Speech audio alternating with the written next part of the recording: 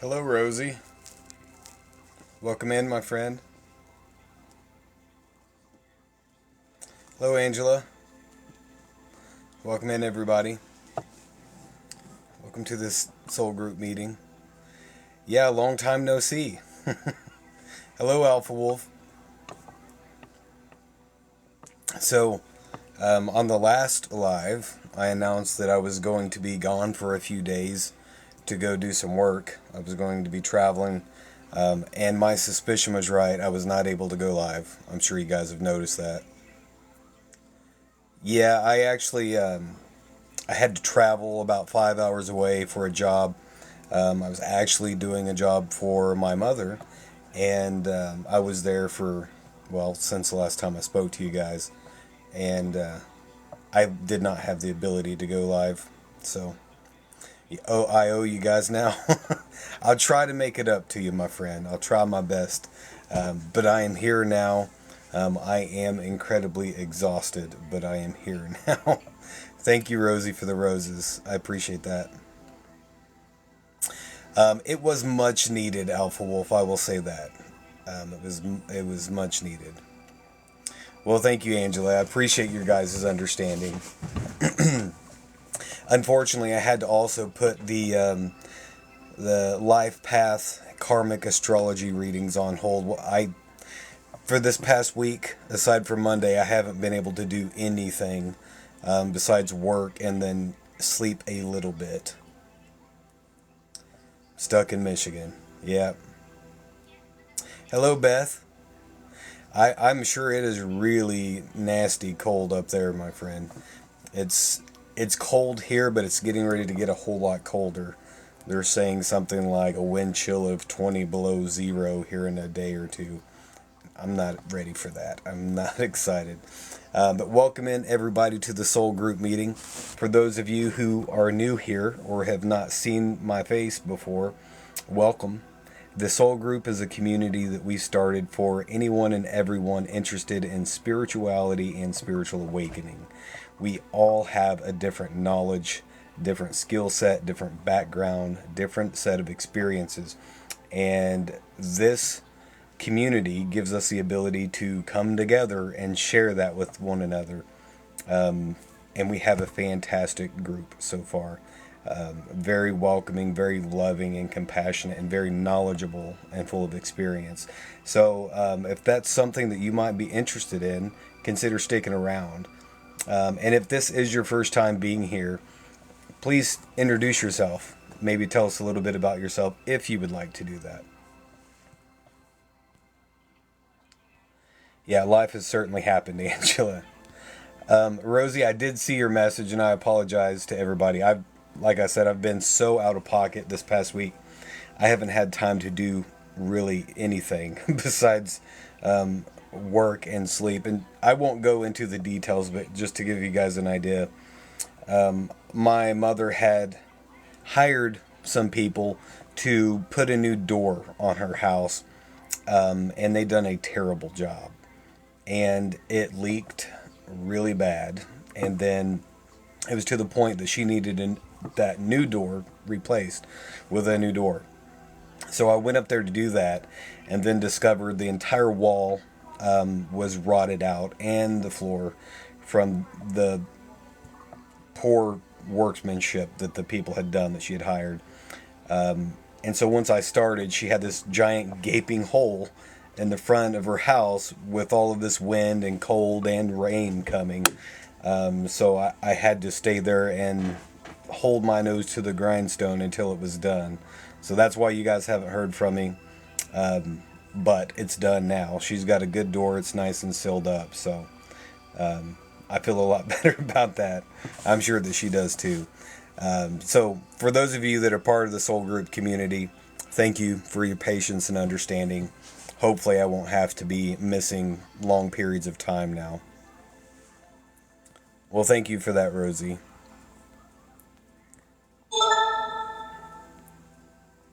Got a good friend sitting in.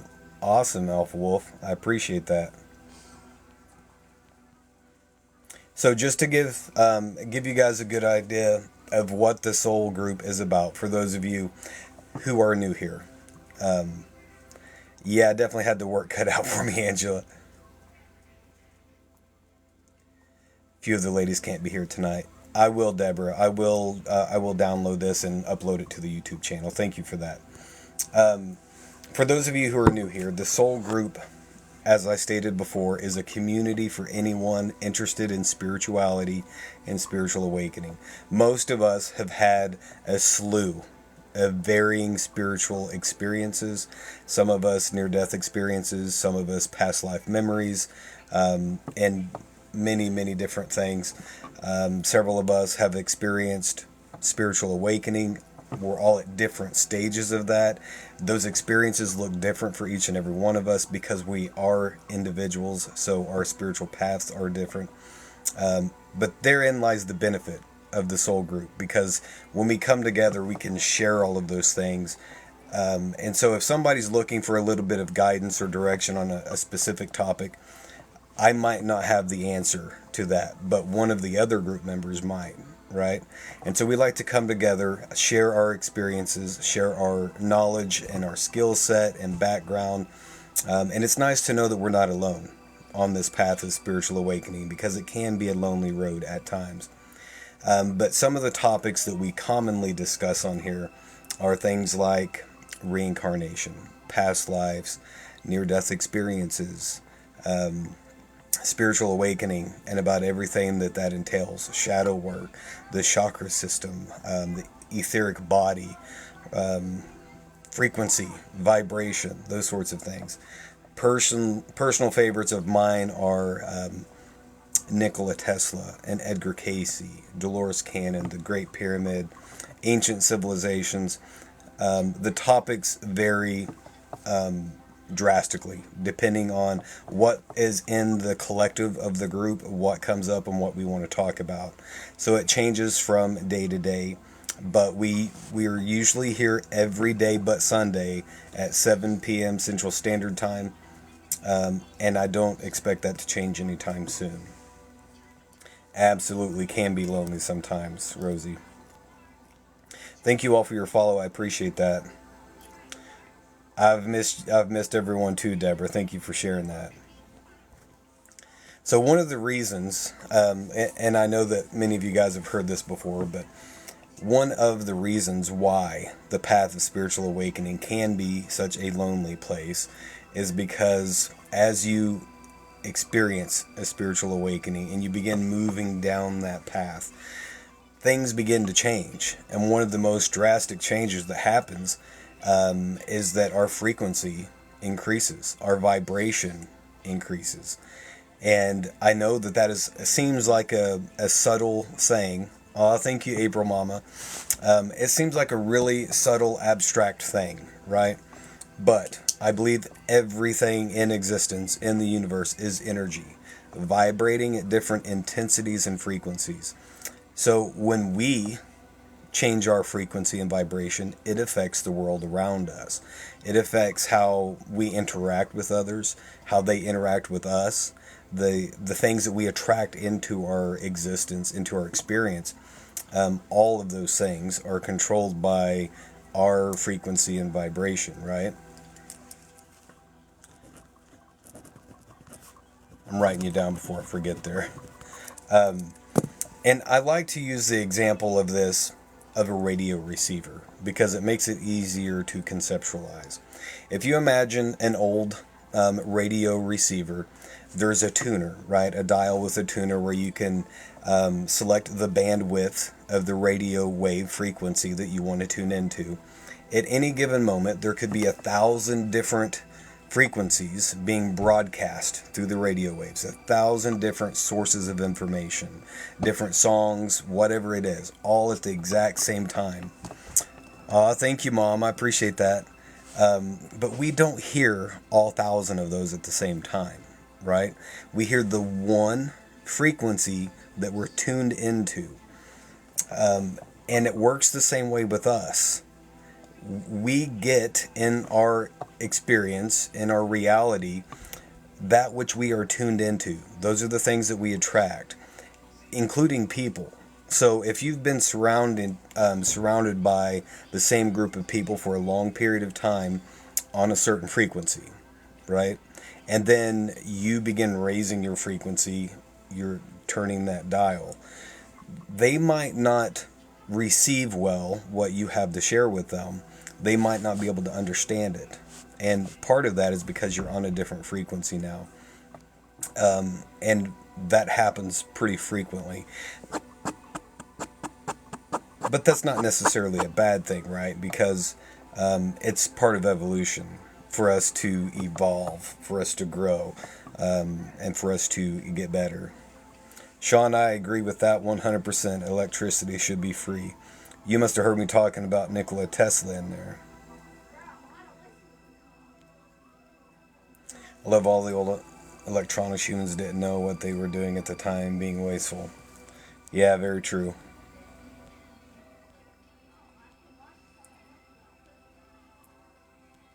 Trying to see what comments I missed. They popped up on me real fast there.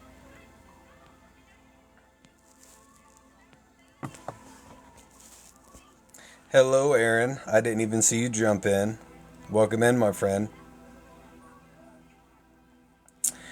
Rosie says I've lost a lot of friends, but were they really? I, for me, it's more about. And thank you, Rosie. Thank you for your support there, my friend. I appreciate that. It can be a little upsetting and sad whenever people that we've connected with, sometimes even very strongly, begin to fall away, and distance grows between you and that other person. And that doesn't necessarily always mean that they weren't a friend, right? It just means that you're headed down different paths. You're going in different directions, right? And although it can be a little uncomfortable or upsetting at times, it also very strongly is a reminder, if not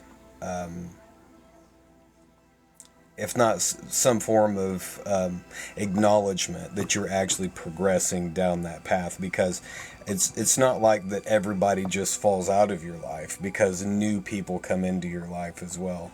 And a lot of people that are a part of this soul group community now found this because they turned that dial, right? Most of us here are emitting the same frequency, or really close to that same frequency. I don't know how many people that I've met on here that was looking for an answer, or they were something came up, some synchronistic event happened in their life where they were looking for a certain bit of information, and they just happened to scroll by and see this live, and we were discussing the exact same bit of information that they were looking for, or whatever.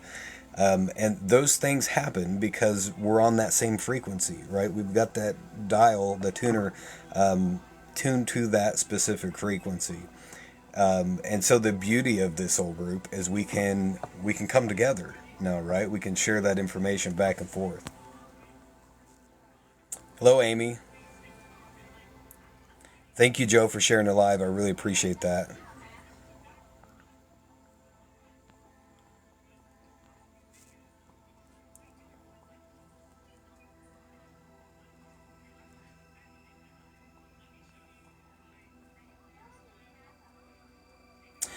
Aaron says most of us here are navigating the same waters, or have done so. And Vicky said, I just scrolled and seen you in this topic. See, that's exactly what I'm talking about. That's it right there. That was probably synchronistic for you. That's where you're at, with learning to adjust that dial a little bit and fine tune your life and your energy. Thank you, Rosie, for sharing this. I appreciate you guys. So I don't really have a special topic to discuss as usual tonight. So I would like to leave that up to you guys. We'll see what's out there in the collective. Whatever you guys would like to discuss tonight, if anybody has anything pressing, anything that you guys are curious about, anything that you want the group to discuss and talk about a little bit more. What do you think of food?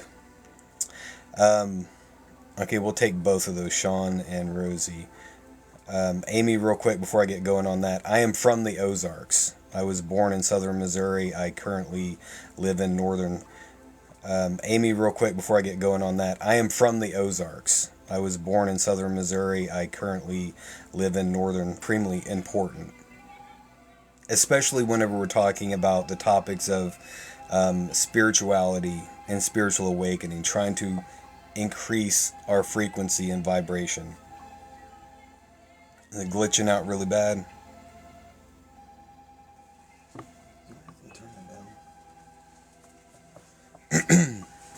Sorry about that, guys. Hopefully the feed will clear up a little bit for you. So, everybody's heard the old adage, you are what you eat, right? There's actually a lot of truth in that. Not only do we get the building blocks for life from the food that we eat, but more importantly, in my opinion, if you're talking about things like spirituality, that's where our energy comes from. And anything to me that we allow into our energy, I consider to be part of the diet.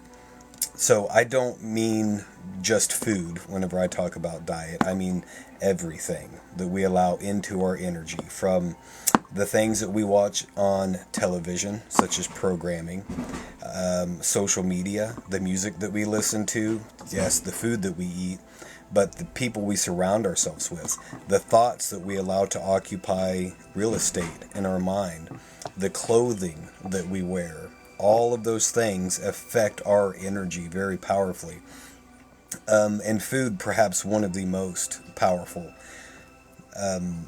If you're on the path of spiritual awakening and you're trying to increase your frequency, if you're trying to increase your vibration, then those things become much more important.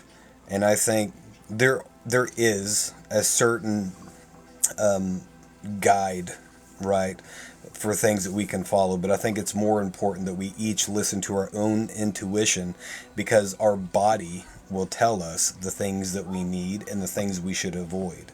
And that is specifically tailored to you as a person, much more accurately than any doctor can do, than any self-help program or any dietitian or nutritionist or whatever. If you can tune into what your body is telling you to consume and what to avoid, I think that's absolutely the best source of information on that. But general rules of thumb for high vibrational foods is you want to skip the middleman. Meaning, if you're eating something such as an animal that is eating a plant, you're essentially getting that energy through a middleman, versus if you're eating a plant, because the plant takes energy direct from the sun and converts sunlight into energy, and then you consume that. So it's closer to source. It's naturally higher in vibration, and it's just overall better for health in general. I'm not saying everybody should go completely vegan. I'm not saying everybody should do anything. I'm simply saying that it's a given that things that are closer to the source of energy in our system, which is the sun, are naturally higher in vibration from other sources of nourishment, such as animal products. So anything that converts sunlight directly into energy is going to give you an immediate boost in your frequency vibration. Another important aspect of that, without going too far into it, is how things are grown, how they're sourced, and the energetic treatment of those things, because everything is energy, right? The food that we eat is energy. The way that those foods are treated affects their energy. If you take two similar things, like say a tomato plant, right? One you buy at a major big box grocery store. The other one you've grown from a seed, and you've taken care of it and provided it nourishment every single day of its existence up until harvesting. But they're the same plant. You would think that they would be nutritionally equivalent at the very least, but the fact is that they're not, because the ones that are factory farmed, they've most likely been genetically modified. They've been sprayed with all sorts of pesticides. They've got God only knows what kind of coating on them to keep insects off of them. They've most likely never even been around a human being up until they're placed in the supermarket because of the automation and the mechanization of farming and those sorts of things. Versus something that you grow yourself, that you plant the seed yourself with the intention that this is going to grow into nourishment for you. And you're caring for it daily, pouring your energy into it with intention of what that plant can do for you. So even though you've got the exact same food there's a huge difference energetically on how that can impact your body. Okay, I think I'm going to leave that topic off right there for a moment, and try to get caught up on comments because I'm way behind. Do you consider yourself as an animal then? That's an interesting question, Sean, but I would say yes. I think that human beings are part of the animal kingdom.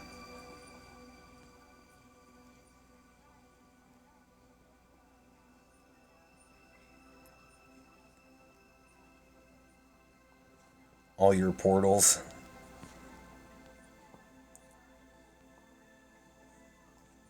A lot of people agree with this. Live foods, exactly. That right there is very well stated, my friend Alpha Wolf.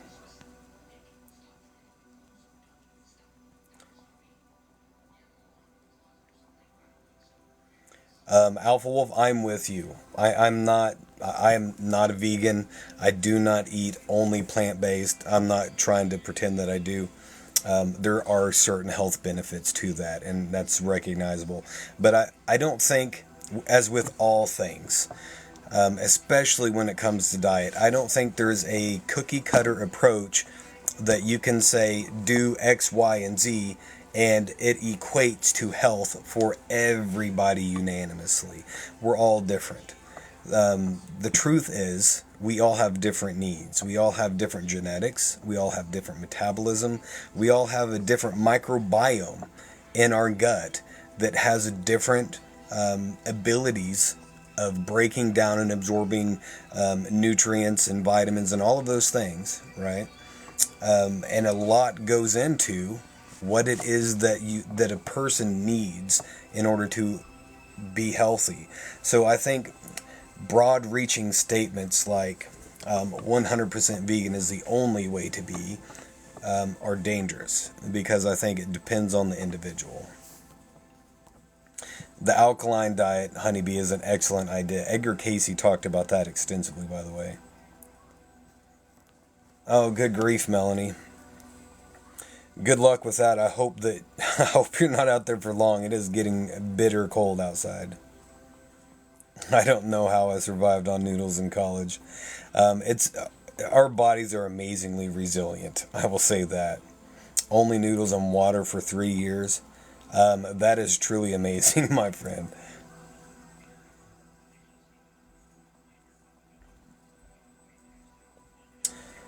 Curb was able to get the hose off, but the faucet frozen still. Good grief. Okay, I'm almost caught up with you guys. Alright, so the other thing, and I don't know if you guys want to go deeper into this topic or not. If you do, just let me know. And we can go as deep with the topic as you guys want to. The other question, the other topic that was asked was for us to talk a little bit about meditation. And I think that is an excellent topic to discuss.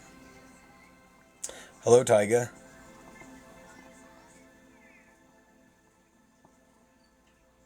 Thank you for that, my friend. I appreciate that.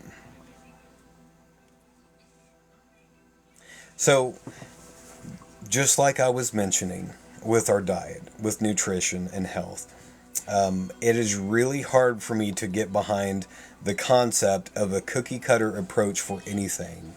I don't believe that there is a specific system, even for spirituality, that is universal. meaning that you will, if you do the formula, this magic formula of spirituality, that you will achieve the same results universally. I think there's specific concepts and principles and guidelines that are helpful, but because we're all in different places, we all have a different background, we're coming from different places, so it's going to be different for each and every one of us. We learn differently.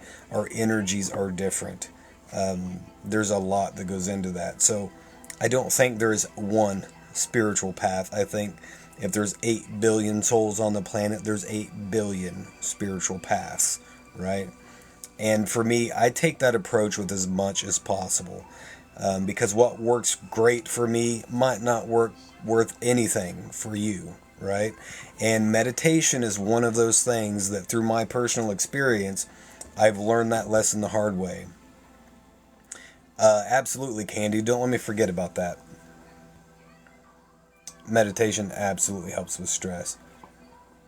So, whenever I first started my practice of meditation, I was really stuck on focusing on the traditional Eastern practice of meditation, which in most systems involves sitting cross-legged with your back straight, and your hands folded either in your lap or resting on your knees, maybe a mudra position with your fingers. But in general, in that basic posture where you close your eyes and then you focus on your breathing and try to enter into a state of peaceful relaxation to where your thoughts begin to slow down and eventually stop, and you experience a moment of silence in your mind, which basically is the goal of meditation. Because if you're anything like me, your conscious mind is very active. The average human being has something like 60,000 thoughts a day. Most of them we don't even pick up on because they're happening in the background. We're not even aware of them, right? But it's this constant stream, this barrage of thought, of internal dialogue and all manner of things, right? Because of all of that noise and chatter, it can be difficult to hear the still, calm voice within, your higher self, your connection with the divine, your subconscious mind.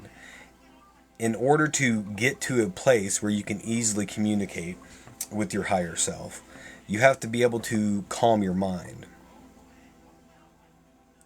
Better to leave a drip or put insulation cap on. On the outside, Melanie, I'd definitely not leave it dripping. I would just put an insulation cap on it. On the inside, if you're really worried about it, I would leave a slow trickle of water running. And thank you guys for your support, by the way. So I tried with this traditional Eastern practice. Thank you, Judy. I appreciate that. I tried for a long time, daily. And I had some basic success, if you want to call it that. I would get really relaxed. I got really good at relaxing. But as far as silencing that torrent of thoughts that are just constant, I did not have much luck with that, and I could not figure out what it was. And it wasn't until a few years after my initial starting of this meditation practice that I came across some book, and I don't even remember what it was called, but it was on the topic of walking meditation, and I was completely caught off guard by that, let's say, because I had always heard meditation was the same thing. The traditional Eastern practice where you're sitting cross-legged with your hands on your lap and you sit quietly and focus on your breath, try to silence your thoughts. I had no idea that it could mean many different things, right? And so I decided to give that a shot and discovered it worked a whole lot better for me. And according to this author, and from my experience, I think there's some truth in it. Thank you, Rosie. There is a pretty major difference in mindset and the way that our conscious minds operate in Eastern civilization versus Western civilization. And a lot of that has to do with our society and the way that we are raised. There is, especially in modern society, within Western civilizations, there is a need for immediacy. It's everywhere. You can't get anything fast enough. You know, as an example, coffee used to take 30 minutes to brew. And then, you know, they came out with coffee machines. You know, once they moved away from the traditional percolator, they came out with coffee makers, and then it's like 10 minutes, maybe, something like that. And now they have the K-cup machines that can make a cup of coffee in like 30 seconds. And it's like it's not fast enough because we have to have everything immediate. There's so much external stimulation from every direction, especially in the United States. You can't do something as simple as pump gas without, the lights beating down on you, the gas pump talking to you and showing you advertisements on the screen. And I mean, it's just constant. It's everywhere, right? It's not like that as much in Eastern civilization. Now, in the heavily populated metropolises, it is, and even more so. But because of the difference in mindset, we think differently. Our brains operate differently. And the whole point of this is if you try something and it doesn't work for you, that doesn't mean you can't meditate or whatever it is. It means maybe you should experiment with other forms of this until you find something that works good for you. And what worked good for me starting out was a walking meditation. Because what happened was I was occupying enough of my conscious mind through things like the physical act of walking and moving about through the physical environment. And while I'd done that, I did not focus on my thoughts at all, but instead I was drawn into the present moment. I tried to notice everything that I could pick up with my senses. Everything I could see. And oh wow, thank you, Mom, that was awesome. I tried to see every little thing that I could possibly pick up. I tried to smell everything I could possibly smell. And I didn't dwell on those things. I didn't, I didn't allow my energy to be sucked into that. I just observed those things. What I could hear, what I could taste, what I could smell, everything. And what that does is it concretes you into the present moment, into your environment. Thank you, Melanie. And when you get pulled into that state of being the observer, then you can observe your thoughts instead of being sucked away into them, giving them your energy, thinking about your thoughts, which is something that is a wild thing to consider, but we do that. You might be trying to focus on meditating, and then a thought pop up about, oh my gosh, I completely forgot I've got to be at work in 2 hours and I haven't done laundry. And then you just get sucked into this whole long train of thought, right? You can observe that thought instead without taking action, without giving it your energy, without judging that thought whatsoever. Just observe it for what it is, observe it, watch it, and allow it to flow like a stream. And once you get to that state of observing the flow of consciousness, it gets quieter and quieter and quieter until your mind is still. And walking allowed me to get to that place. And then once I was familiar with that, then I was able to do the traditional Eastern practice of sitting down and focusing on my breath and observing, right? But it took a different practice for me to get to that point. But there's many different forms of meditating. I'm going to try to do this while I get caught up on my comments.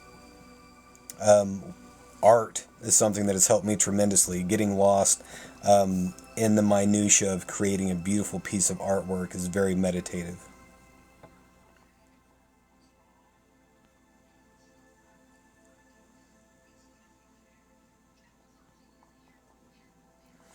Melanie, I should have asked you earlier what kind of faucet that is. Is it like a frost-free water hydrant?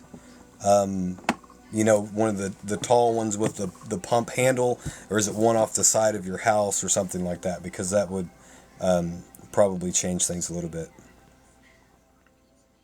Clint says spend a week in California with a consultant on breathing and meditation.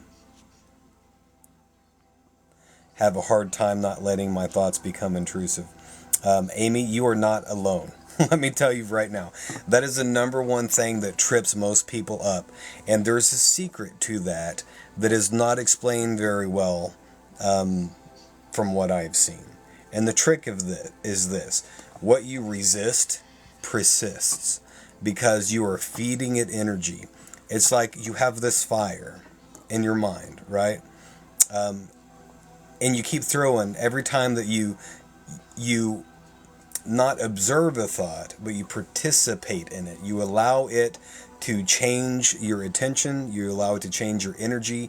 You allow it to initiate an emotional reaction and response within your body. That's like throwing more wood and kindling on this fire, right? And the more you do that, the bigger the fire gets, right? It's the same thing with your thoughts. And observing them is kind of like just standing there idly by and watching this fire. It will take a little bit of time, but eventually the fuel source will begin to dwindle, and eventually the fire will snuff out or slow way down, right? But as soon as we begin to entertain those thoughts, as soon as we allow them to elicit emotional responses and reactions within ourselves, we're feeding them energy. You're throwing more and more wood on that fire. So the key is to not resist that. If you ever try to actively stop your thoughts, good luck. It's like trying to baptize a cat. It usually does not go well. The best way to do that, like I said, is to observe them without getting sucked into them. And a good starting place, at least for me, was practicing grounding myself in the present moment. A mindfulness practice. Basically, where don't try to slow your thoughts at all. Just don't even try it. Just go for a walk or even sit, whatever's comfortable for you, whatever feels right. And just try to see what all you can possibly observe for a set length of time. What can you smell? What can you taste? What can you feel? What can you hear? Everything in as much detail as you possibly can. And the reason why that works is because it is occupying real estate in your consciousness, right? It's taking away some of that bandwidth from the normal thoughts that happen all of the time. It's taking some of the energy and fuel away from that fire and grounding you in that moment as the observer. And the more you do that, the more you get used to observing things. Sorry guys, I'm way behind on my comments. Bear with me, I'm going to try to catch up with you.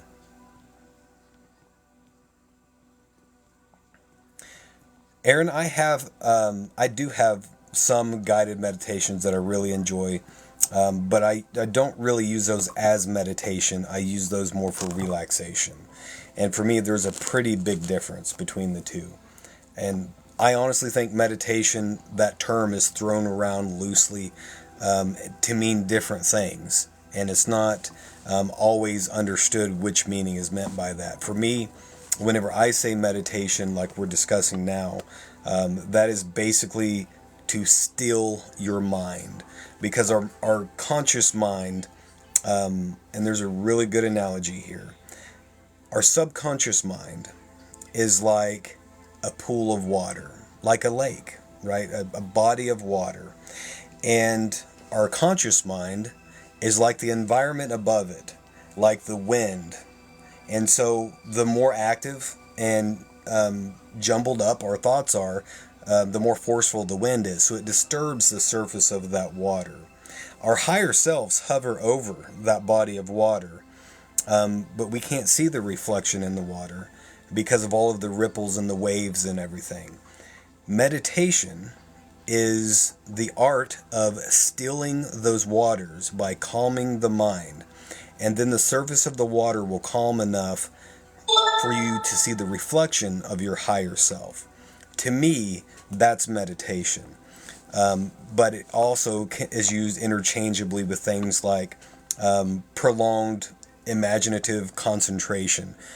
To meditate upon something is to ponder that thing, which is can be used towards that same goal if you're staring at like a mandala or something like that, because again it's occupying that bandwidth of your consciousness. Thank you, Angela. But for me, the goal of true meditation is to still that water so you can see the reflection of your higher self in the water. And the only way to do that is by quieting your mind, by getting it to calm down. And we do that by becoming the observer. Well, thank you for that, Amy. With how the music makes me feel. Yeah, I could definitely see that. Listen to green noise. Honeybee says moving meditation, dance, yoga, art, cleaning, or chanting. All of those things are very helpful. My main point with all of this is experiment with different things because different things work for different people.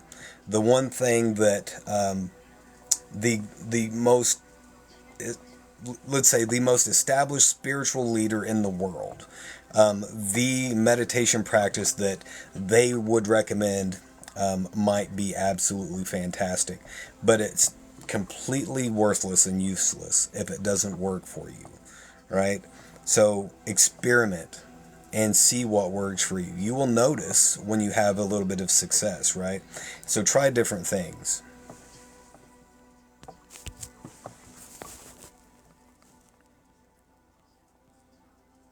Visual tracking. Michelle, I absolutely do think that we can develop mediumship. I think that those are faculties that are latent within all of us. I think we all have the ability to develop those things. I think that they're all there.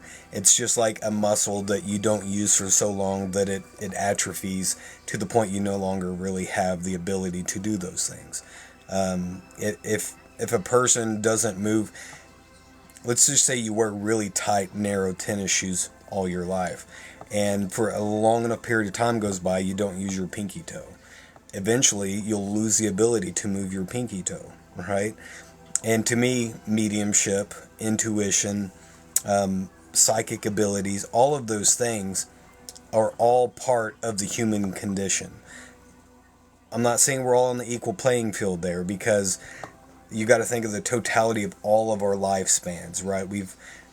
You might have been a very proliferant medium in a series of lifetimes where you spent your entire life developing those talents within yourself, versus me, who's never done anything like that over a series of lifetimes.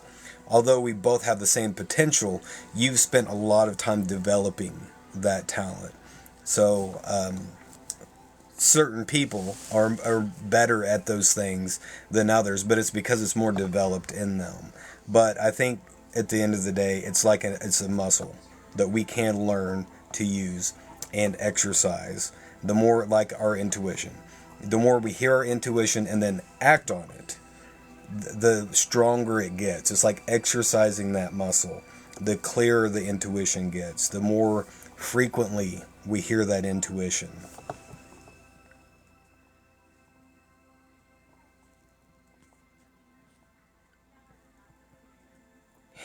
Timothy the Third. What an interesting statement, my friend.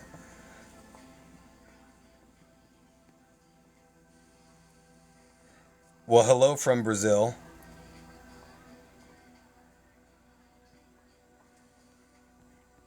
Aaron, the music I'm playing is 888 hertz. For anybody that's interested,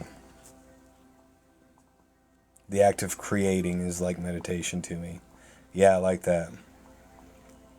Gypsy soul, is this biblical? There's not much that is not biblical in my mind.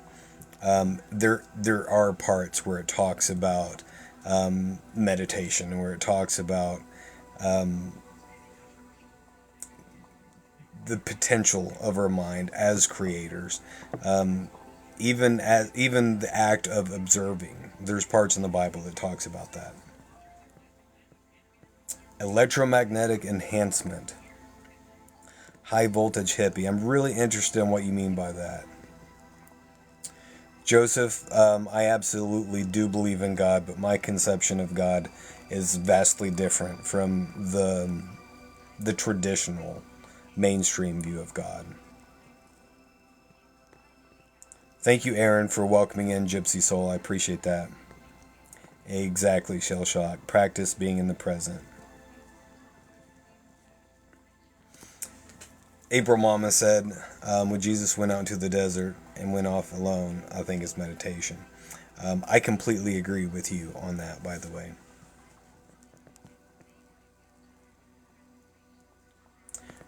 Exactly, Truth Tribe. Take every thought captive. You know, that is one common thread within Jesus' ministry that I think is important enough to spend some time with. There is a couple of places in the Synoptic Gospels, Matthew, Mark, Luke, and John, where Jesus says that basically the thought is equivalent of the deed. And that has always haunted me, like completely haunted me. And I'll tell you why. How many of us, and I'll just go ahead and say my hand is raised here, how many of us have ever been having a bad day and somebody does something that is just completely selfish, self-centered, aggravating, and it just drives you nuts? You can't imagine how somebody could do something so selfish and just like full of hatred and whatever. And before you know it, you catch yourself having a thought about that person that's, let's just say, less than positive, right? That's a terrifying proposition to think that the thought could be the equivalent of the deed. Let's just say if you had somebody really upset you and you're like, have a thought of like, tripping that person and making them fall flat on their face. What he basically said there in that statement is, you having that thought is the same thing as you just doing it. And that's an absolutely terrifying proposition.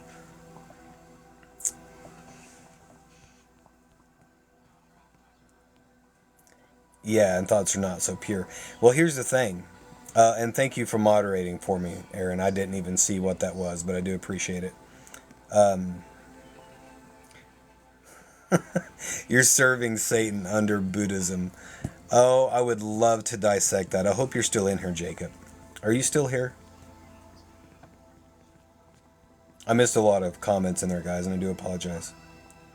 Get rid of Satan's necklace. Wow. Yeah, I would love to talk to you, my friend. Are you still in here?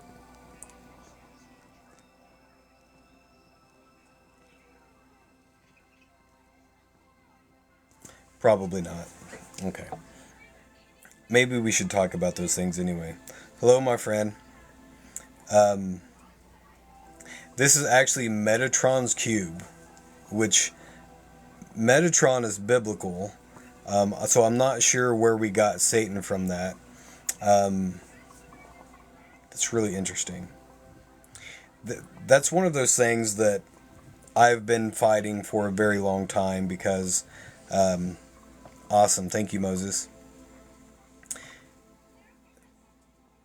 Yeah, exactly, April Mama. Buddhism is not satanic. Buddhism is actually, of all of the world religions, I would say probably the closest to the true teachings of Yeshua. Perhaps even closer than Christianity. And I know that's a really bold statement, but that's just the way that I see it. I certainly don't think that it's satanic, but I understand fear has been beat into people's heads over Christianity. A lot of religions have sprung up and were twisted to be used as a system of control, to control people. But Christianity, unfortunately, probably trumps them all with using fear as the driver for that control. By telling people, you're going to live one life, and after that life, you will face eternal judgment. And unless you do exactly as the church says, you will burn in an eternal lake of fire. Personally, I don't believe that. I don't think that's biblical. I don't think it's actually in the Bible. And I don't think Jesus said that. That's just my own belief on it. But exactly, Rosie. Most of us were taught that it was satanic. That's my point. Is anything that challenges the authority of the church was a tool of the devil.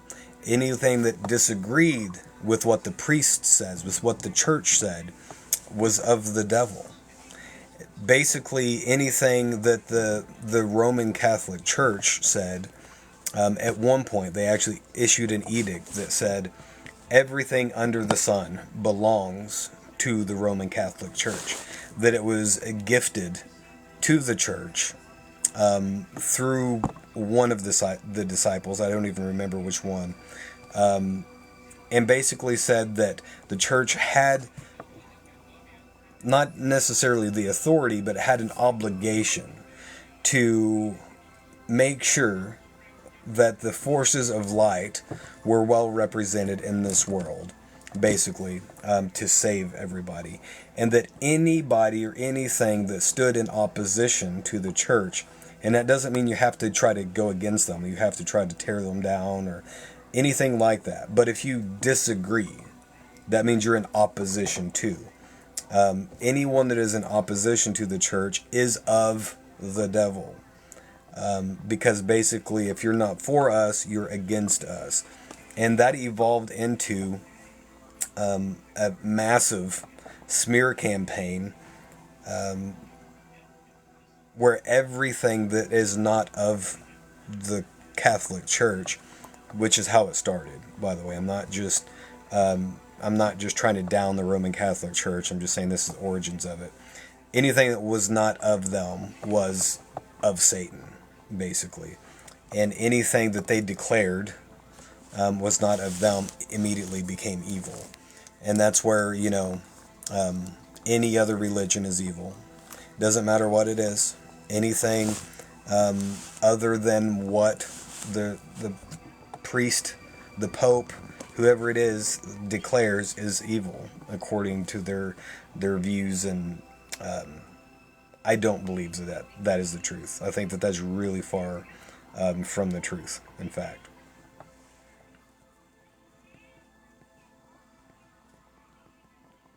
Thank you, Melanie.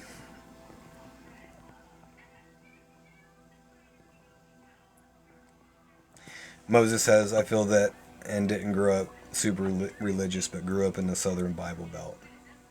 Yeah, that makes sense. I totally get that.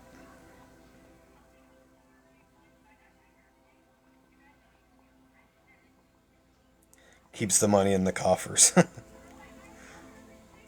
Exactly.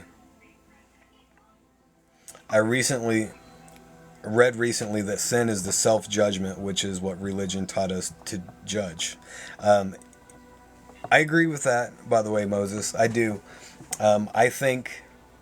Here's the thing. I think when we die, we do face judgment. But the kicker is, I don't think that there is some old bearded man sitting on a throne in the sky waiting to cast judgment upon all of God's creation, right? I think when our body dies and our spirit moves back into the spirit realm, I think we judge ourselves. And I think the measure at which we judge ourselves is the measure of which we judged in life. And Jesus actually says that. And that's why he says, you will be judged by the measure of which you judge. And so basically, don't judge, because by doing that, you are binding yourself to sin by doing those things.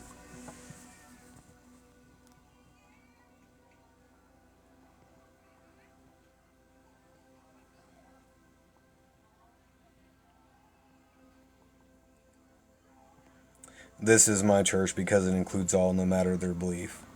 And I really think, just my personal opinion, Judy, I think that's the way Jesus would have had it.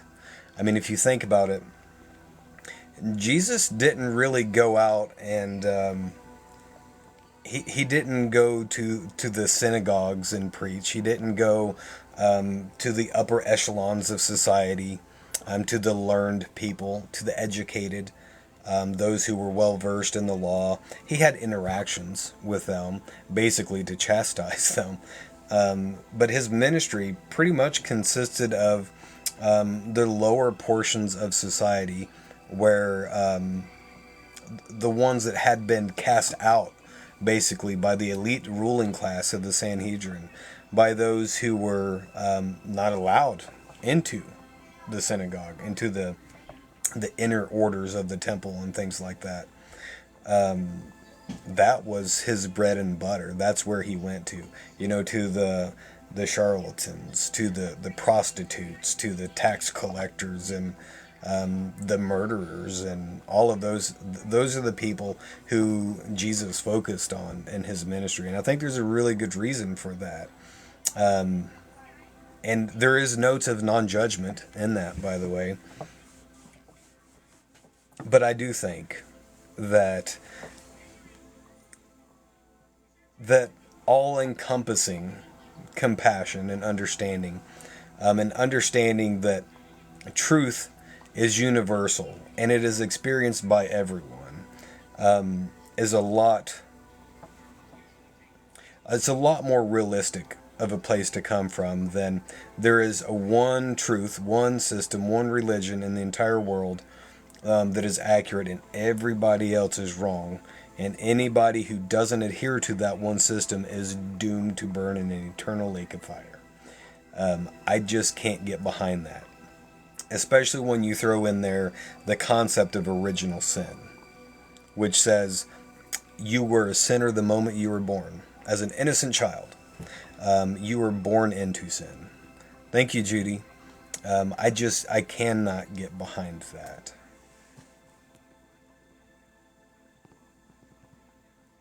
I'm not Moses, laugh out loud. I must have missed that part. Yeah, I do think we judge ourselves. Sherry, I believe it's more effective to sit under a tree and worship than it is to attend a building once or twice a week or whatever it is. And I think the main reason for that is because we fall into a system that we create for ourselves, a habit. It becomes habitual.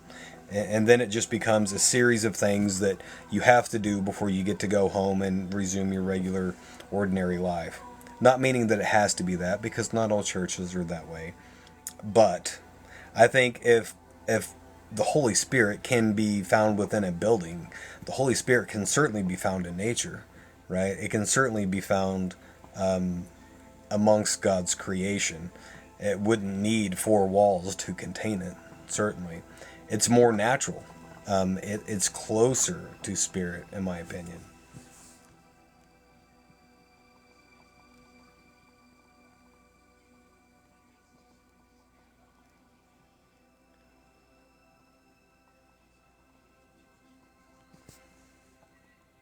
I heard something from the Kabbalah. Wish I could articulate it better.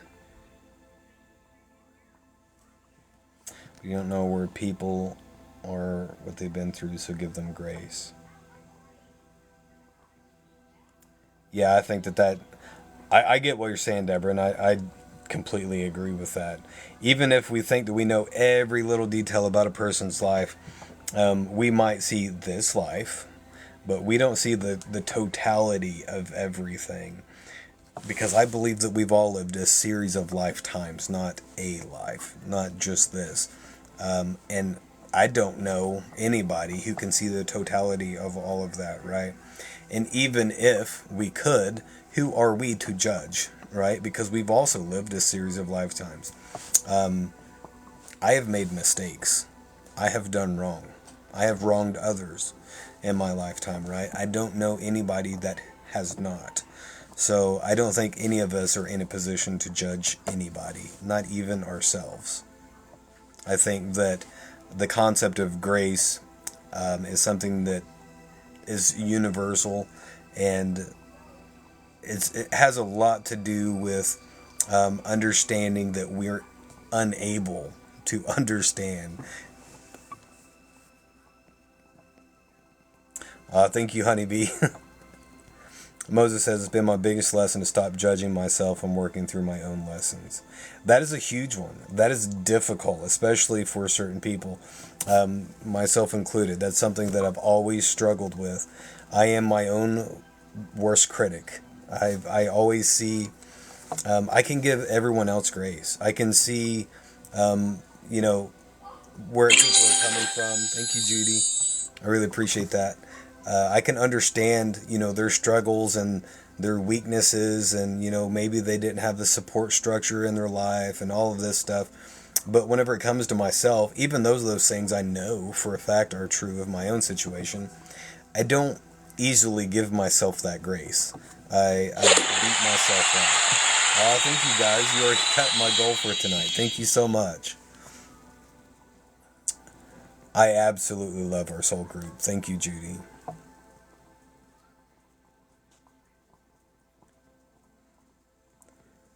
Hello, Crystal Garden. I love the name, by the way. We are always harder on ourselves than anyone else. What do you think of Trump being called our savior? Trump's been called a lot of things. I always try to avoid politics, and I have a really good reason for that. But without actually getting sucked into talking about politics, I will say I don't think that Trump is our savior. I don't think that we have a savior. I think we save ourselves. And so I will skirt around that question with that answer, because that is my honest opinion.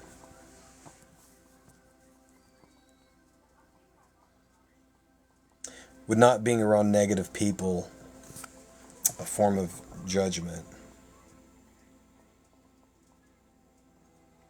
I think there's a difference, and I think this is a fine line to walk, April Mama. But to your point, I think that there is a difference between judgment and discrimination. And that word has a very negative connotation because the way that it has been used in our language and civilization. But we all discriminate. It is innate within us. It is part of how our conscious mind works. And it is very valuable and important to be able to discriminate, right? As an example, you can discriminate on, let's say you're walking by a stovetop and you're getting ready to lay your hand down on it. And right before it touches, you sense a lot of heat, so you yank your hand back. You discriminate the difference in temperature and say, I don't want to lay my hand on that because it will do damage to me. That is different from a value judgment. And it is a fine line to walk, but I think that we all exercise discernment all of the time. Discrimination is not far removed from that. It is important that we're able to discriminate. But to discriminate is different from judgment, in that we are not placing value, right? That's kind of an abstract concept to try to wrap your mind around, and I hope you can understand what I'm saying there. But to recognize that something is bad for you is different from saying, I don't like that person's action, or that she's a bad person because all she does is sit around and gossip, right? You're placing value on them as a person and judging them based on your perceived level of value for that person versus saying,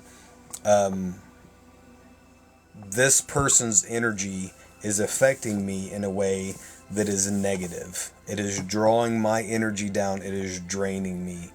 And it is having negative impacts on my health, on my emotional well being, and on my soul. On one hand, I think you're casting judgment on another person. On the other hand, you're doing what you need to do in order to protect yourself and your own well being. Once you know that, by the way, if you know that you are surrounded by someone who is damaging yourself, who is hurting you, whether that's physically, emotionally, mentally, whatever it is, if you willfully keep yourself in that environment, in that situation, then you are betraying yourself. And I think that that can lead to spiritual lessons being necessary later on down the road, perhaps in another life. And it can devolve into a karmic situation because of a lesson that was not learned. I hope that made sense. Have been to too many churches where people are there to gossip, not for God. Yeah, there is a lot of that everywhere. Do you think Donald Trump is a man of God? My personal opinion, again, without trying to get sucked into politics, I think Donald Trump is a man of Donald Trump. That's not meaning that I think he's a bad president. I think that Donald Trump has quite the ego. And I think because of that, Donald Trump would do just about anything he could do to go down in history as the best president ever because he wants that to boost his own ego. And so, is that right or is it wrong? I'm not here to say that, but I do think that a lot of the motivations for what Trump does has to do with ego. That's just that's my own level of discrimination there, right? And I'm not judging him for that because we all have an ego, and I don't think there's anything wrong with ego. That's a completely different topic. But again, I'm trying to stay away from politics because the whole topic of politics is designed to be divisive. It is designed to divide us and separate us. Anything that is designed to divide us, I stay away from.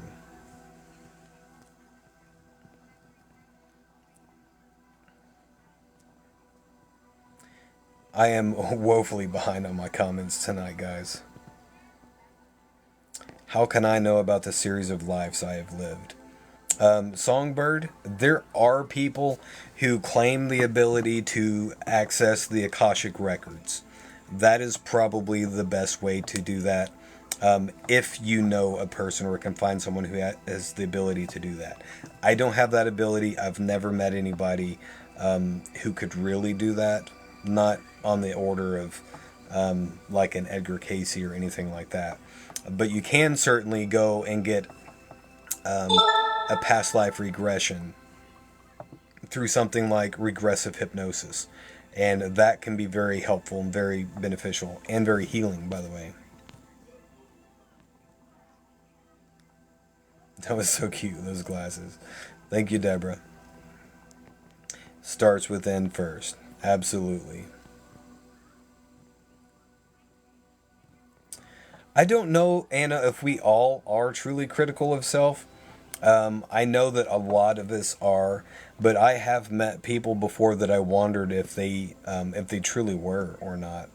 I don't know if there's a certain type of person that is overly critical of self, or oh, thank you, mom, or if that's just something that everybody really does. My assumption is that it's varying degrees from person to person.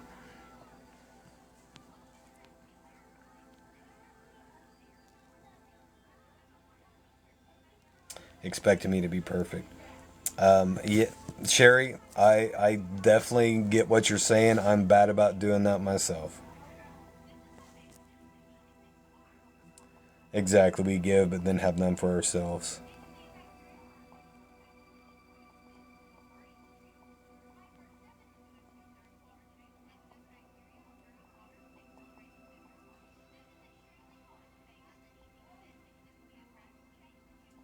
Christ showed us the way. True learning, judgment, and discernment. Well, thank you, Deborah. I appreciate that.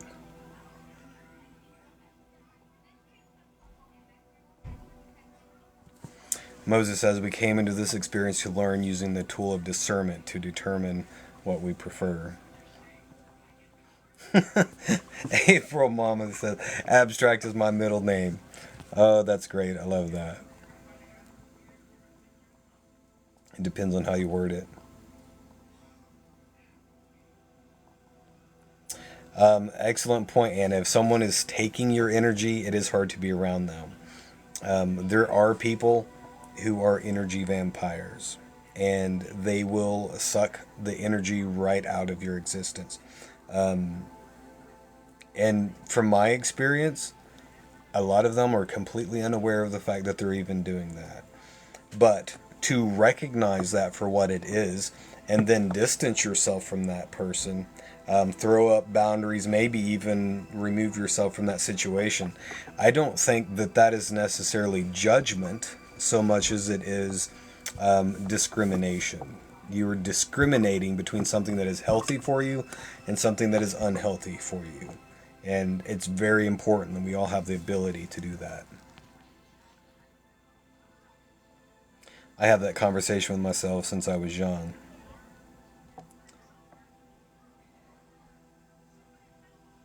It absolutely was important, April Mom, and I'm glad that you brought that up because it is something that's a lot of people don't talk about, and it's not usually part of the regular curriculum of education and learning what that really is and what the difference is. Even I don't even know that that's often talked about in religious circles. I'm sure some do, but I don't personally even remember hearing that come up in those settings.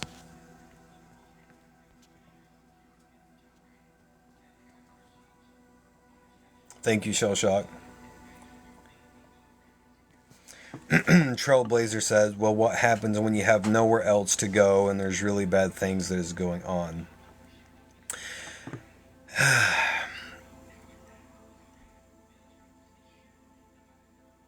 I know that this is a tough pill to swallow, and it will probably sound bad. And just know that I don't mean it that way. I only mean this in for your best and highest good. There's always a choice. We always have a choice. Sometimes it looks like we don't have a choice. And because it's not a good choice or it's not an easy choice. Sometimes, oftentimes, it's a very, very hard choice. Oftentimes, it involves things that we don't want to do. But there's always a choice. We always have, unless, let me take that back. If you are imprisoned, if you are a slave, if someone is physically controlling your actions to where you have limited ability to act in your own will, if you will to leave and you are stopped from leaving, basically, then that changes things entirely.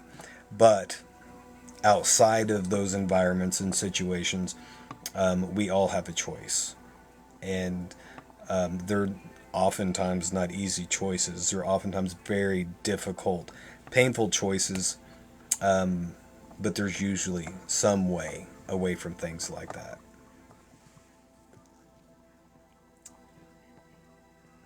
Okay, well, thank you for letting me know, Shannon. No worries, my friend. It happens. I got to tell you, I scroll through my comments on the feed all the time as I'm talking to you guys, and I fat finger stuff all of the time. The way settings are set up on here, if I'm scrolling and I hold my finger in place for too long, I've muted people. I've kicked people out of the live before. I've brought people up to join me here just by scrolling. So I understand it's not hard to do sometimes. But thank you for that, my friend. Sherry, I do agree with you on that. I do think that without going down the rabbit hole of politics, um, fine, I'm going to do it a little bit. The problem that I see with our political system is it is a dipole system. And we have a system where we are given the illusion of choice. Let's say you've got the left hand path and the right hand path, and you can choose between the two. The problem I see with that is both are heading in the same direction, right?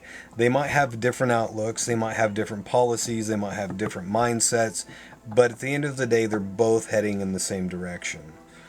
That's not really a choice. That is just, you get to pick a flavor, right? But at the end of the day, you're still gonna, you get to choose which color of Kool-Aid you want, but you're still drinking Kool-Aid, right?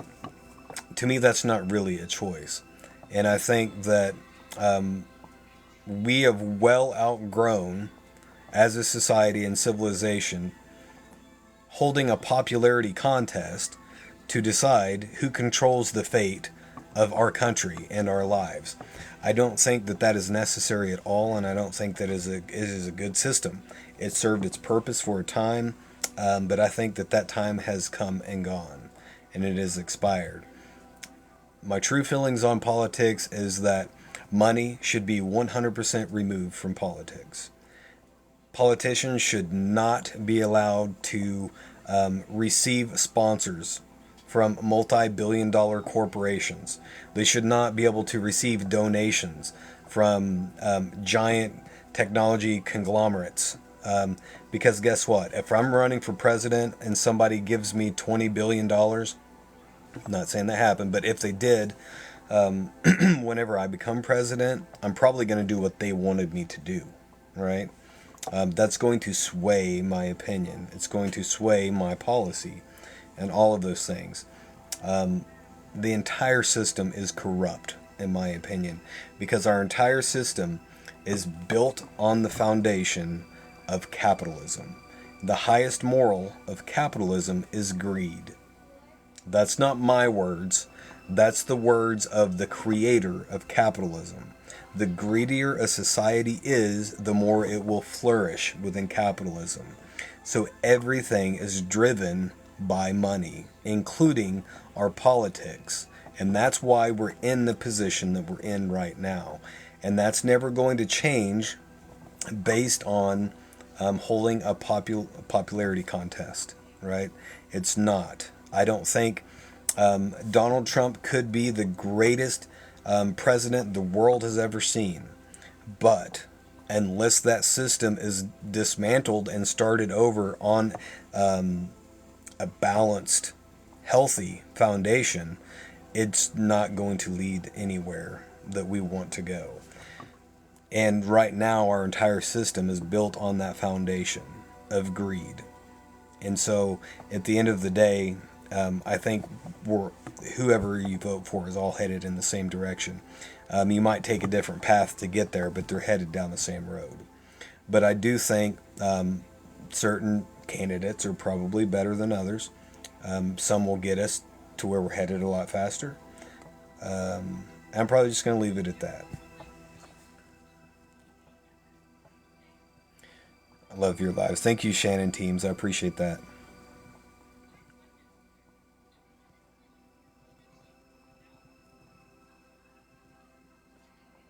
I used to beat myself up for judging, but now I just apologize to the Lord. I like that. I like that a lot. Hello, my friend. Oh, set a new goal. Thank you, Deborah. I always forget about that. Self-preservation. Bear with me real quick, guys. Let's see what I can do here.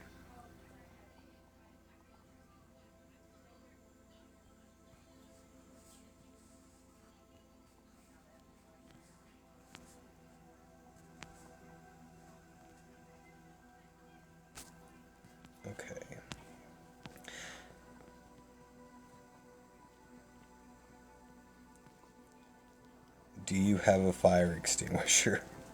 It's an interesting question, Johnny. The choice is to take your power back and know that you are giving your power, not by making the best.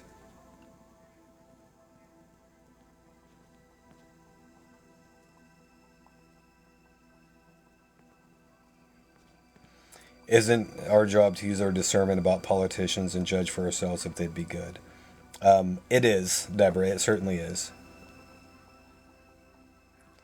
Thank you, Songbird. I'm glad that I popped up on your feed.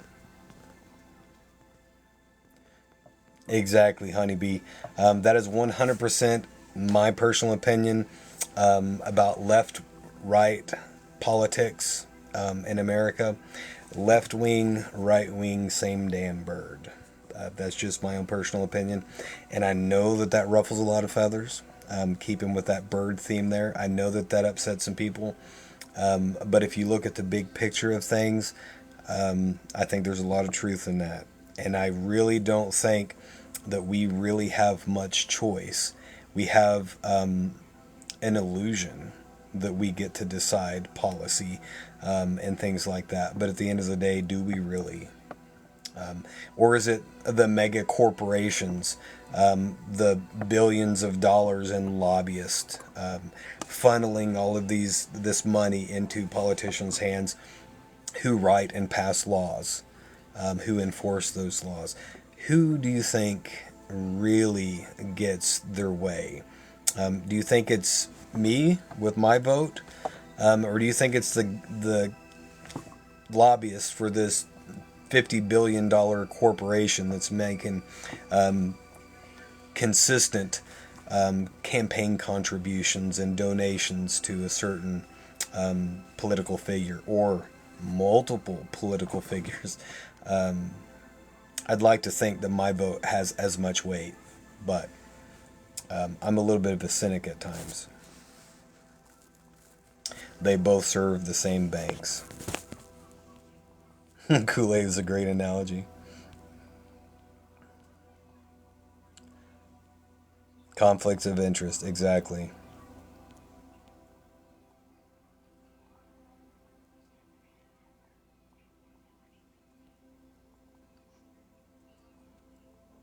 Michelle said, wow, what a vibration. That's wild to think he had an emotion with it.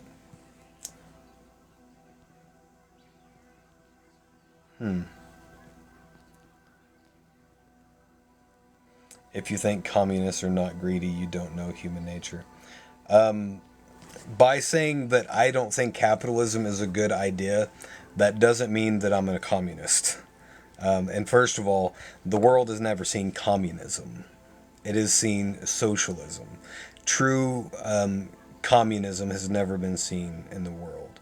There's been several attempts at a political system of different varying forms of socialism that decries communism and uses that word, but it's not communism. How can we the people stop them from controlling us? I say this pretty much every time that I start getting sucked into politics at all. We do have a vote, but it's not the vote that we think. We all have a very powerful vote, and that is with our time, our attention, and our money. What we give attention to, that is a currency. You are giving your time as a currency. Whatever you buy, you are voting for that thing with your money, especially in a capitalistic society. One really good example of this is everything in our society now is designed to be throwaway. There is this term that I like to use all the time because it disgusts me called planned obsolescence, which means they figured out in the 70s that why make a washing machine that will last an entire lifetime, and even worse, be handed down from generation to generation, when you could make a washing machine, design it to last 5 to 10 years, and then break down. And then they'd have to buy it again, and again, and again. So why make a washing machine you can sell to a person once when you can make a washing machine that you can sell to a person 10 times, right? And this is a real thing. It's not a conspiracy. And practically all of U.S. manufacturing adheres to this goal of planned obsolescence. They hire engineers to figure out how to make something last a certain amount of time and then break down. And instead of making it like it used to be, where it was serviceable, where it could be repaired, it's made to be thrown away so that you don't fix it. You just throw it in the trash in the landfills, and then you go buy another one, right? That is in every aspect of our society and civilization. Furniture, vehicles, appliances, clothing, everything. It's all designed that way because it's more profitable, right? Let's say that you decide, you figure that out and you're like, I don't want to participate in that. I don't want to buy whatever it is, you know.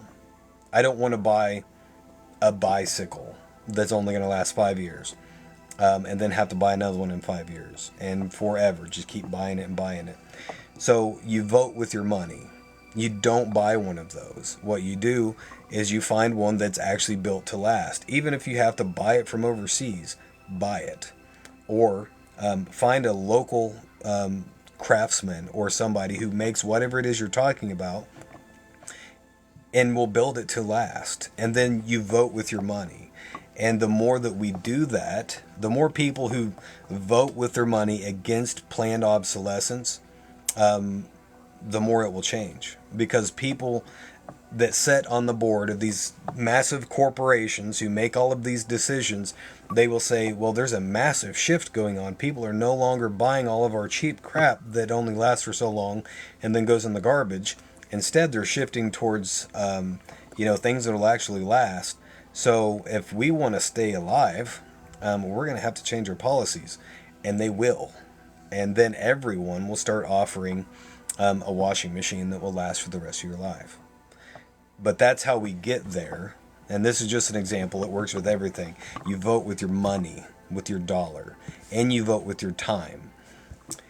The media, as an example. A lot of people are waking up to the fact that mainstream media is an absolute joke. It's an absolute joke. There's very little truth at all in it anymore. It is programming. It is broadcasting a narrative to program a population to believe a certain thing, depending on which channel you look at. And it's fabricated. It's very well scripted, and it is there to sway public opinion and shape the direction of public policy and all sorts of things. It's not really there to inform like we think that it is. It is a tool that does not work in our favor. It is like the strings that the puppet dances around on, and we're the puppet, right? People are slowly starting to wake up to that. If we want to see that change, we vote. What would happen if tomorrow everybody in the United States said, I'm no longer watching mainstream media ever? No more. And everybody just stopped. You think it would continue going the same way? No, it would not. They would make some changes, because if they didn't, they would be out of business. And either way, they would be out of business, and then something new would spring up in its place. So that's how we enact change, by voting, truly voting with our time, energy, and money. There is no human system that is balanced. I will agree with you on that. There are some better than others, I'll say. Thank you, Rosie. I appreciate that.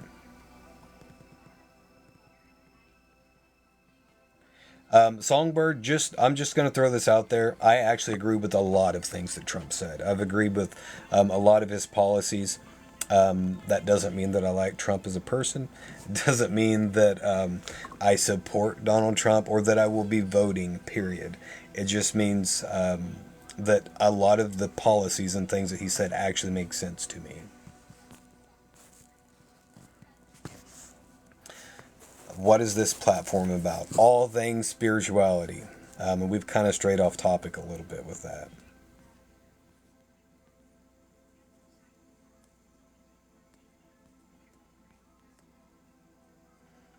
I don't feel that my vote counts. Um, my personal opinion is in our political system, it most likely does not. We're given the illusion that it does, but we all have a true vote. And the more of us that exercise our true power of choice, the more power we have.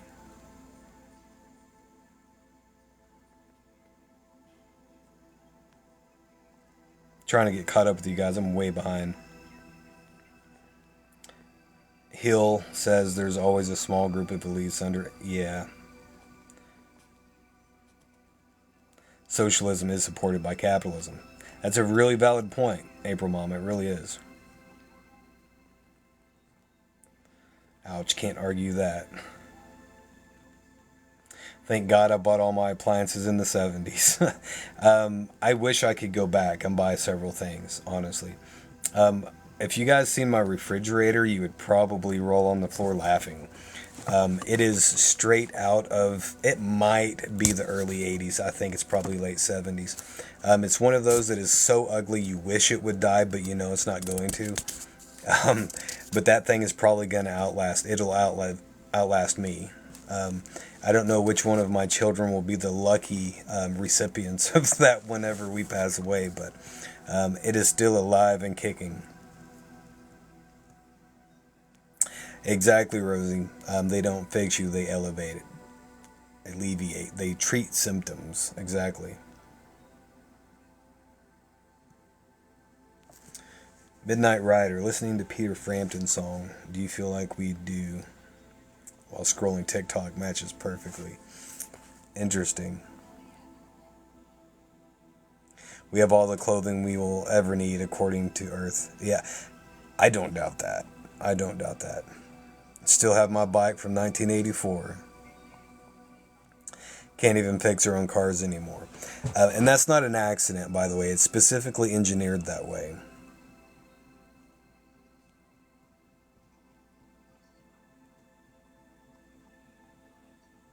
That's why I keep my 1989 Ford. I'm out. I'm watching the news now. It's hard to find the truth. It is very difficult to find the truth. Definitely a lot less stress, Bunny. Definitely a lot less.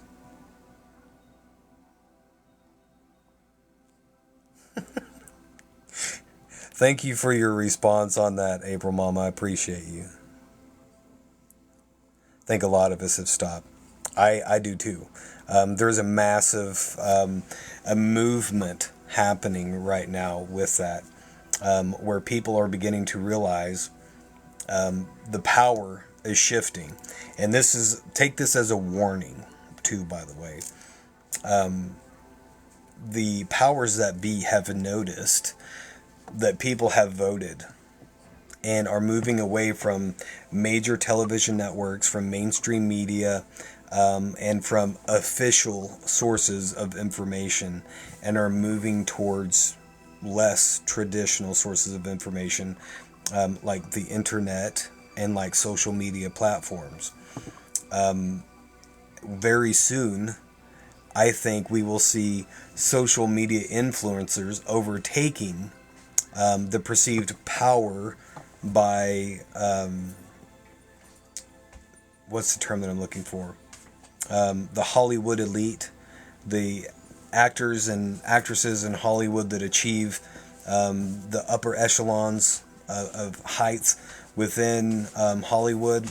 I don't know if you've noticed this or not, but there are some who hold more power than the President of the United States.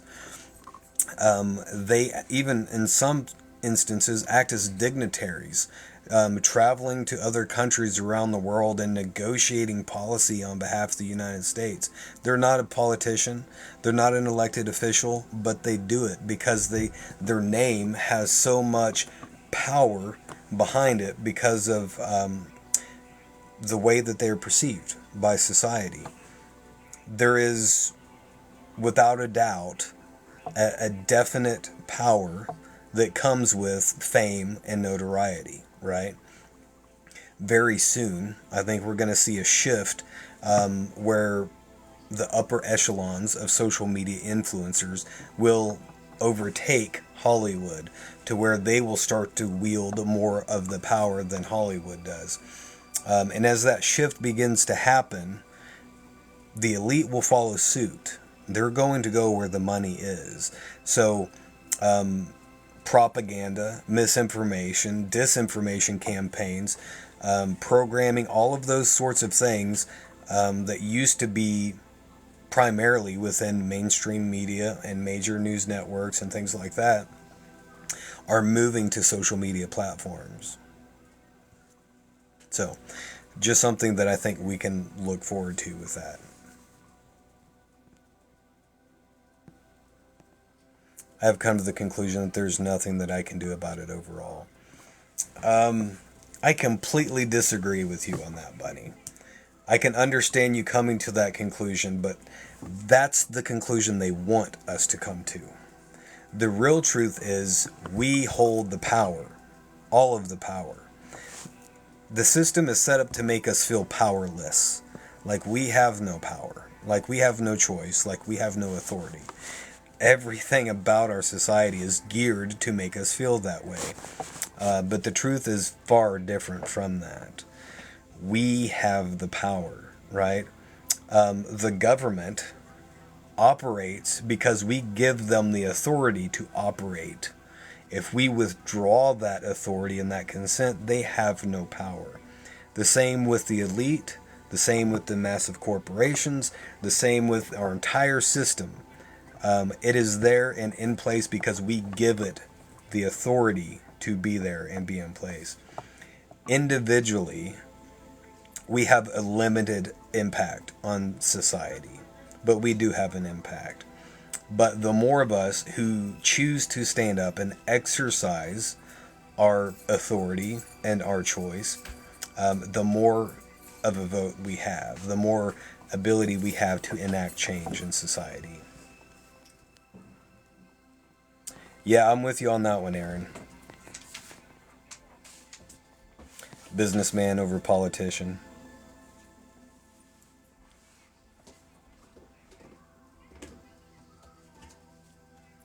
What is this tetragrammaton pentagram? Are you asking me what that is, Songbird? Sorry, I'm way behind on my comments. What kind of fridge is it? I don't even remember what kind it is. I think it might be Frigidaire. I think it might be Frigidaire.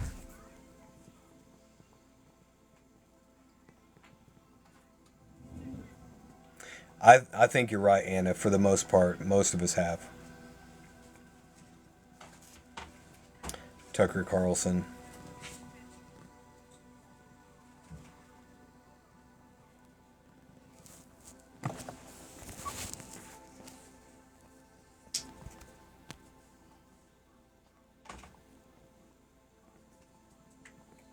Social platforms are untrustworthy as well. I don't know if you guys, most of us, I think, picked up on that. It started over a year ago. There was this massive. It actually happened with the pandemic. Whenever in the throes of that, people were spreading information about the virus and how it's contracted and about the vaccinations and all this. And I got to be really careful what I say here. But there was a massive push to control the dissemination of information because of that. And they said, out of caution for society, in order to protect us, the people, they needed to control information, and they needed to be able to limit people's ability to exercise their freedom of speech, so that there wasn't all this misinformation all over the internet and social media, because it was dangerous. It was costing people their lives, even though the very things that was being said has been proven to be true now. But that's a different point. What that led to is it led to the government injecting themselves into all of the major social media platforms, with the exception of TikTok. And that is why TikTok was going to be banned by the United States. They tried to say, oh, it's because, the Koreans or whatever, is China, whatever it was, I don't even remember now. That was all nonsense. It had nothing to do with a communist country spying on the United States through social media. It was because the United States could not control the information that was being spread on the platform. And they did not like that. The government wanted that ability to choose what can and cannot be said on the social media platform. They don't want people, they don't want the population to truly have free speech, because people start to wake up whenever they learn the truth, right? And we don't want that to happen, because there's too many people wake up, then everybody stands up and the whole charade is over, right? The house of cards comes tumbling down, so we can't have that.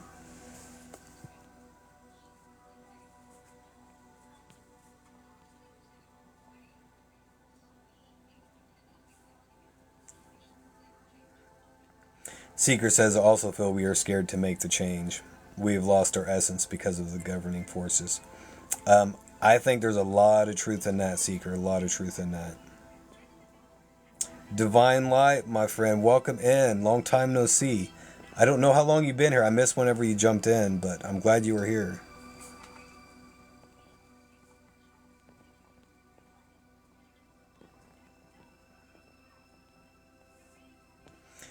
You asked me who was it that asked me a question about the Tetragrammaton pentagram? Songbird, are you still in here?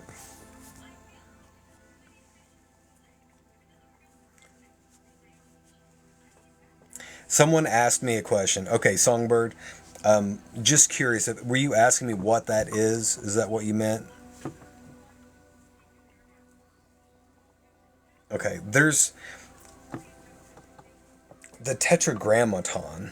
It is a name for the ultimate holy, unspeakable name of God, according to the Hebrews, according to Judaism, and it is according in Judaism. It is never spoken. It is believed that one should never speak it, because it is we are unable to pronounce it properly. First of all, it's unpronounceable. It's unspeakable, and it's translated in Christian Bibles as several different variations, and that's where Jehovah. That's where that name comes from. It's an attempt to sound out the letters Yud Hey Vav Hey, which is YHVH. If you imagine spelling a word YHVH and trying to pronounce that, you can't pronounce it. It's not meant to be pronounced that way. There is a lot of information embedded in that.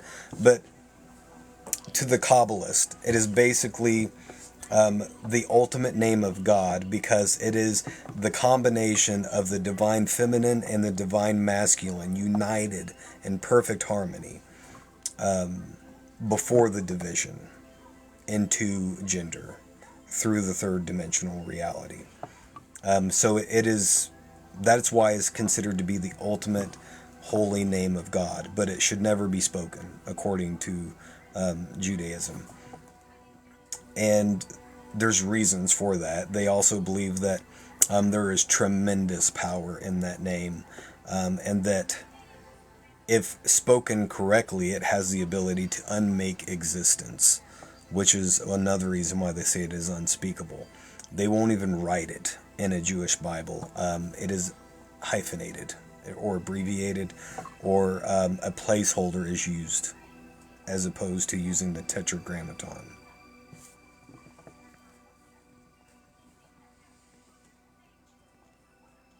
I hope that answered your question. This might be more than what you were asking for.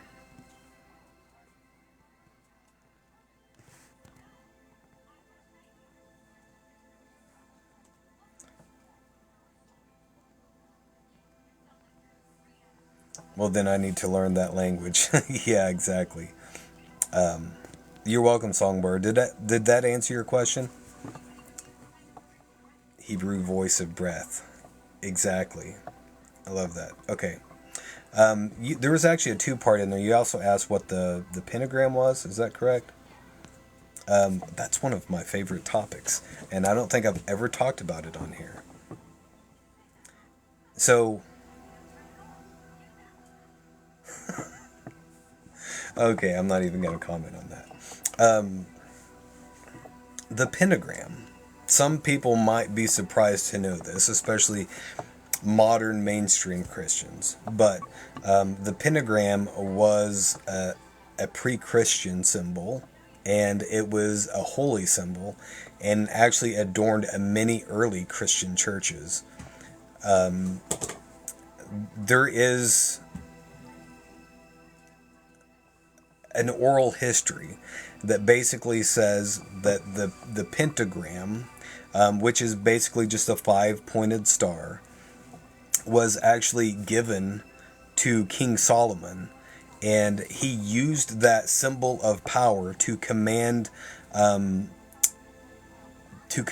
demons, basically, to build the first temple in Jerusalem, to do all sorts of things.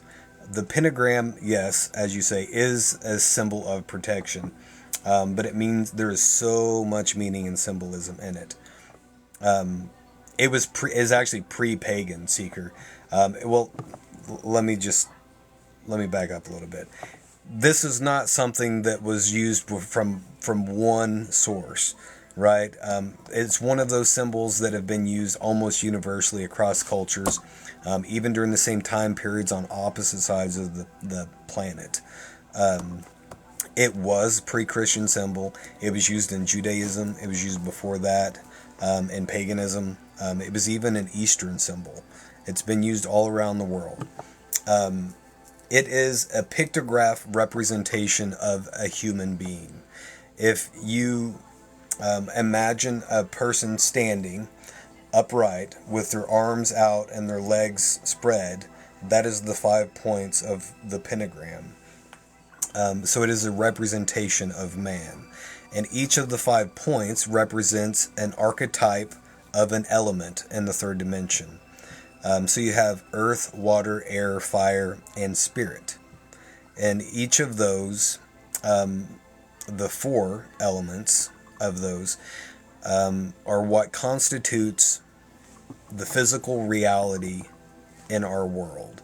The fifth point is spirit, which is the animating principle that breathes life into all.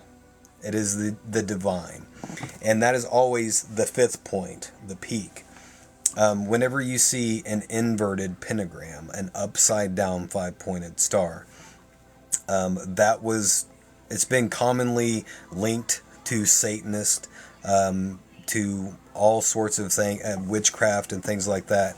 I don't think a lot of people truly understand the symbology of the inverted pentagram.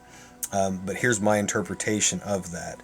Whenever a pentagram is inverted with spirit pointing down and the four elements above it, it is a symbol of man trapped in materialism.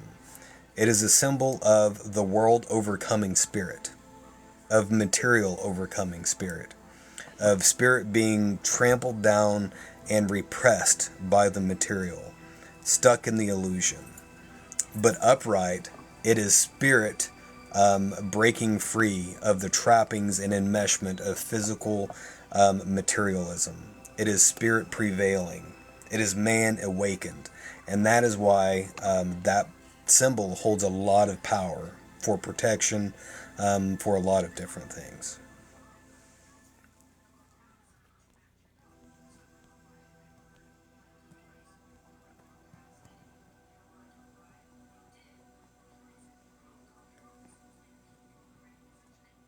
Thank you, Seeker. I appreciate that. The crown of man. Absolutely. The fire of the breath of God. I just got truth bumps on that one, April Mama.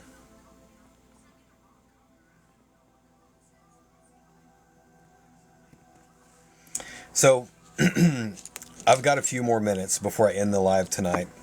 You guys have anything else you want to talk about or discuss before I end this? I've really enjoyed this tonight. We've talked about things that I've always wanted to talk about, but for some reason we've never really got there, and I'm not sure why. But I'm really excited about that.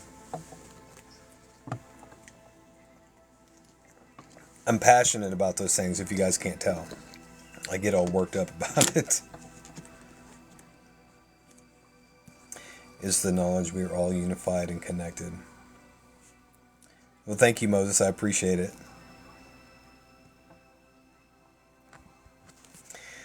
Exactly, Aaron. I agree with that 100%. Thank you for the rose, Mom. Aaron said, they know it's game over when we realize we are more alike and a part of each other. Exactly. It's completely game over. That's when the House of Cards comes down.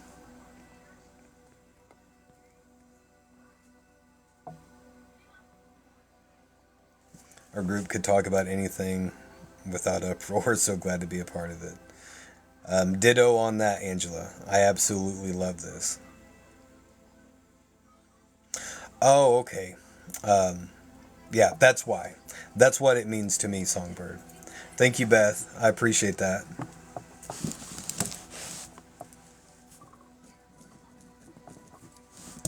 And just know, for anybody who's interested, there's a whole lot more to the story with both the tetragrammaton and the pentagram. That's just skimming the surface. That's the brief overview. Thank you, Honeybee.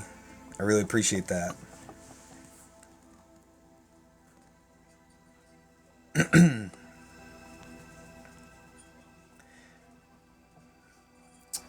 Yeah, paganism was used to differentiate between Judaism and the rest of the world.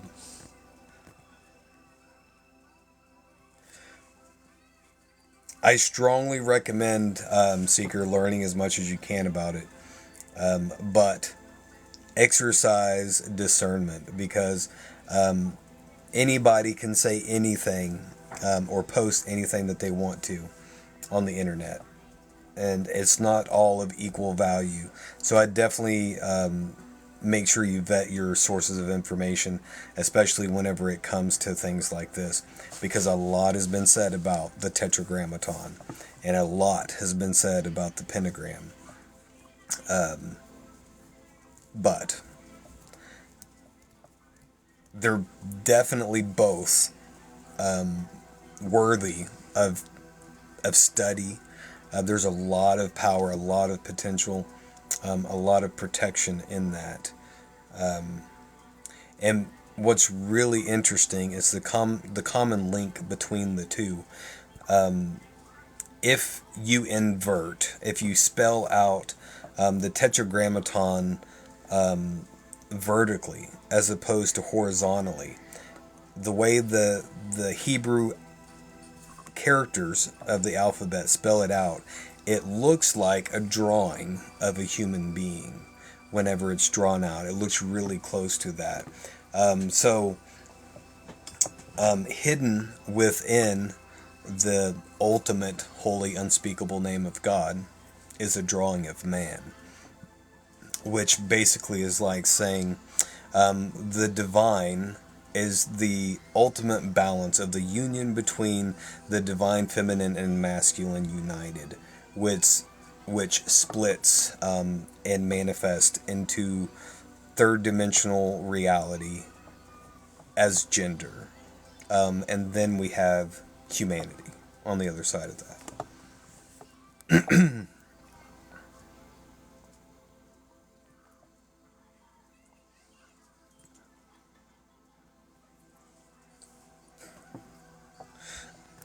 I love paganism. I love all sources of information personally.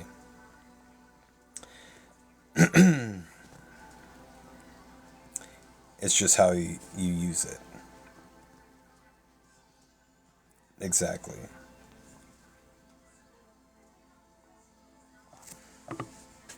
Actually has a lot of books on it. Awesome. Well, I want to thank you all for being here. Thank you all for your time, your energy, and attention. And I have to let you guys know. At the very beginning of this, I was completely drained. I was completely mentally, emotionally, and physically exhausted.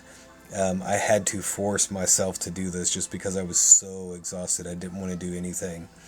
But you guys have energized me. I feel freshly charged and energetic now, and I usually do after the live. So thank you guys for that. I really appreciate everybody being here and being a part of this. I would not be here if it was not for you guys. So thank you very much for that. Oh wow, thank you for that one was awesome. I've never seen that. Thank you, Sugar Plum.